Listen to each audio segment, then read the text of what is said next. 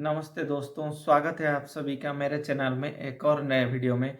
पिछले वीडियो में मैंने आपको बताया था कि कंप्लेन एंड सजेशन बुक किस तरह से मेंटेन किया जाता है। तो इस वीडियो में मैं आपको एरर बुक के बारे में ब्रीफली बताने वाला हूं। लेकिन वीडियो स्टार्ट करने से पहले दोस्तों, अगर मेरे पिछले वीडियो जो कंप्लेन एंड सजेशन बुक है उसमें कुछ भी आपको डाउट लगे तो कमेंट सेक्शन में पूछ सकते हैं। मैं उसका जो भी सैटिस्फैक्टरी आंसर आपको होप होगा वो देने के लिए कोशिश करूँगा। तो दोस्तों, ये जो एरर बुक है, नाम से आपको पता चल रहा होगा कि एरर का मतलब गलती।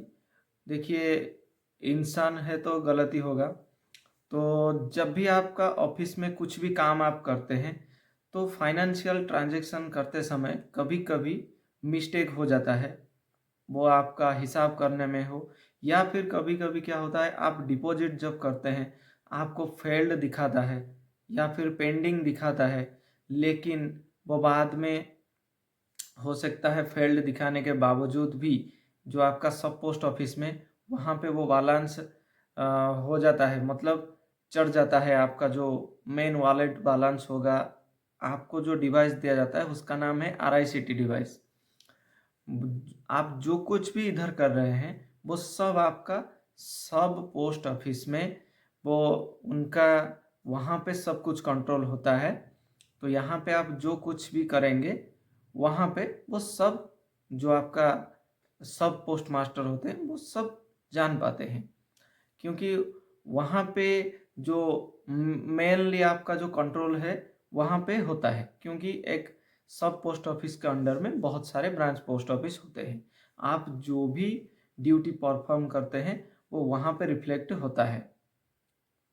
तो दोस्तों, एरर बुक इसलिए नेसेसरी है क्योंकि जो मेनली आप कभी कभी इंश्योरेंस आप इंडेक्सिंग करते हैं, वो इंडेक्सिंग पेंडिंग लिख देता है, फेल्ड हो जाता है, लेकिन वो फैच हो जाता है बाद में।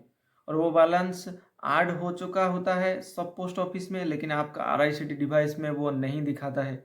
जब आपके पास डेली ट्रांजैक्शन रिपोर्ट, शॉर्ट में जिसे DTR बोलते हैं, आपके पास आता है, उसके साथ आपका जो RICT का जो फाइनल क्लोजिंग बैलेंस होता है उसे मैच करने में जब डिफरेंस आता है तो अब भी आपको पता चलता है कि इस कारण से ये जो यहाँ पे फेल्ड हो गया था, लेकिन वहाँ पे वो चढ़ गया है बैलेंस।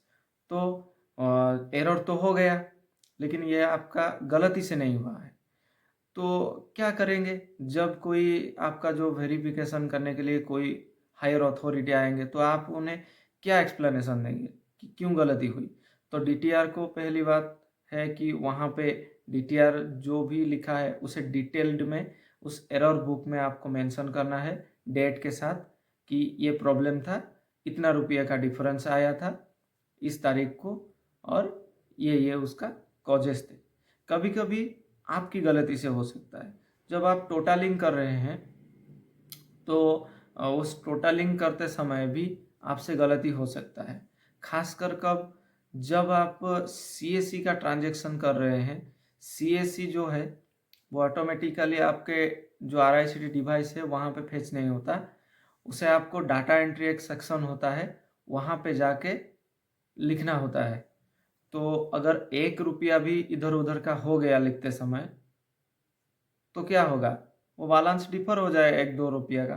तो ये आपके गलती के कारण, और आपके अनजाने में जो गलती के कारण होता है वो क्या है कि कोई भी ट्रांजैक्शन किया आपने, वो आपको पेंडिंग या फिर फेल्ड दिखा रहा है, लेकिन वो सब पोस्ट ऑफिस में हो गया है फेच, चढ़ गया है उधर। तो दो तरह का आपसे गलती हो सकता है। उस दोनों तरह की गलती के लिए आपको एरर बुक में ब्रीफली आपको लिखना है, क्योंकि पूरी तरह से अगर आप एक्सप्लेन नहीं करेंगे तो फिर ये आपके लिए दिक्कत का कारण हो सकता है। और जब कोई हायर अथॉरिटी आएंगे तो वो इसे देखने के बाद फिर वेरीफाई कर लेंगे, हाँ हाँ ठीक है ये गलती था, सॉर्ट आउट हो गया है, तो उसके बाद कोई बात नहीं। तो दोस्तों चलिए मैं दिखाता हूँ आपको कि एरर बुक किस तरह दिखता है और उसमें क्या क्या ऑप्शन है जिससे आपको मेंटेन करना होता है। तो चलिए दोस्तों शुरू करते हैं। तो दोस्तों देखिए, ये है एरर बुक। जिसे डिपार्टमेंट ऑफ पोस्ट की तरफ से आपको दिया जाता है। तो चलिए इसके अंदर किस तरह मेंटेन होता है वो मैं दिखाता हूँ। दोस्तों ये देखिए, इधर आपको डेट मेंशन करना है, नेम ऑफ ऑफिशियल, अर्थात अगर कोई एबीपीएम बीपीएम के चार्ज में है, वो काम कर रहा है तो वो उसका नाम लिखेगा, नहीं तो अगर बीपीएम ऑफिस चला रहा है तो बीपीएम का नाम रहेगा। और पर्टिकुलर्स ऑफ इरेगुलरिटी, मतलब किस गलती के लिए एरर हुआ है वो इधर लिखना है। Remark of showing action taken by the postmaster, मतलब आप इसे रिजॉल्व करने के लिए कौन सा एक्शन लिया है वो इधर लिखेंगे। बाद में जो भी आपका वेरिफिकेशन करने के लिए अथॉरिटी आएंगे वो इसे वेरीफाई करेंगे। तो सबसे पहले क्या है कि किस तारीख को गलती हुई, किसके द्वारा गलती हुई, कौन सी गलती हुई, और गलती के बाद आपने क्या किया। तो ये चारों जो कॉलम है यहाँ पे आपको मेंशन करना होगा। तो दोस्तों इस तरह एरर बुक में आप मेंटेन करके रखना है आपको। उसके बाद आपके सीनियर ऑफिसर आके उसे वेरीफाई करेंगे और आपका काम स्मूथली चलता रहेगा। कि आई होप दोस्तों कि आपको मेरे वीडियो में जो भी मैंने एरर बुक के बारे में बताया उससे आपको अच्छी जानकारियाँ मिली होगी।